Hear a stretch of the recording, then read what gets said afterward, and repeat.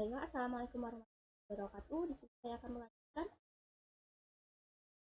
pada program menentukan nilai IPK. Di sini sudah terdapat programnya. Yang pertama kita akan menggunakan include iostream yang merupakan file reader yang akan membaca file-file yang akan kita gunakan pada program ini, misalkan cin, cout, dan lain sebagainya.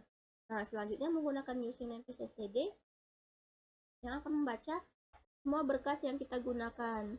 Kemudian inline yaitu program utama pada pemrograman bahasa C++. Kemudian membuka program dengan menggunakan kurung kurawal pembuka. Kemudian mendeklarasikan IPK indeks 50. Nah, kan di sini kita akan memasukkan misalkan datanya itu 50, maka kita akan menggunakan indeks 50, tetapi kita juga bisa menggunakan misalkan kita untuk mencari datanya itu 100, bisa menggunakan indeks 100 dan seterusnya.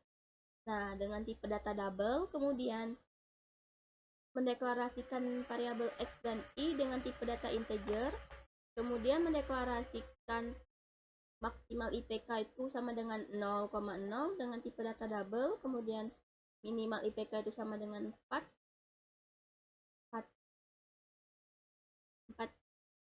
dengan tipe data double, kemudian cout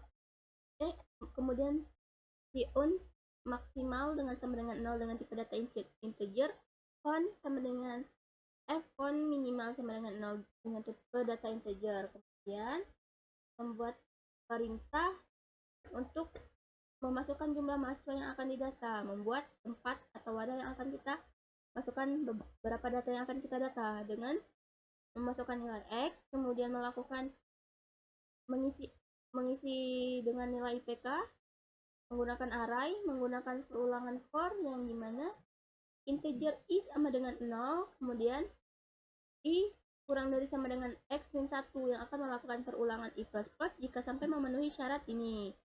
Nah, selanjutnya melakukan perintah cout, memasukkan nilai IPK untuk beberapa siswa dengan nilai yang dimana dibaca oleh nilai I plus 1. Kemudian untuk memasukkan nilai IPK beberapa 1, kedua, dan seterusnya. Nah, di sini deklarasikan untuk mencari nilai IPK tertinggi dan terendah dengan menggunakan kondisi if bahwa IPK indeks itu lebih besar dengan maksimal IPK. Kemudian buka kurung kurawal, mendeklarasikan bahwa maksimal IPK itu sama dengan IPK indeks I dan sound maksimal itu sama dengan 1. Nah, jika tidak, maka IPK indeks itu sama dengan maksimal IPK sound maksimal I++. Kemudian tutup kurung kurawal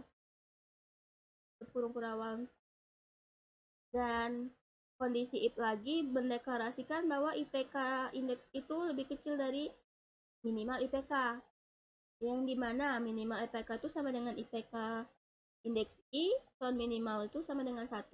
Jika tidak, maka IPK indeks itu sama dengan minimal IPK.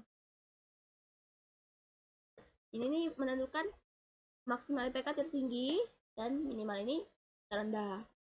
Kemudian melakukan perintah cout nilai IPK tertingginya dengan dibaca oleh nilai maksimal IPK, kemudian jumlah mahasiswa dengan IPK tertinggi ada berapa, kemudian cout nilai IPK terendah itu dibaca oleh nilai minimal IPK, kemudian jumlah mahasiswa dengan IPK terendah itu ada berapa dengan dibaca oleh cian minimal. Nah, di sini tutup kurung kurawal untuk mengakhiri program. Baiklah, tinggal kita runningkan.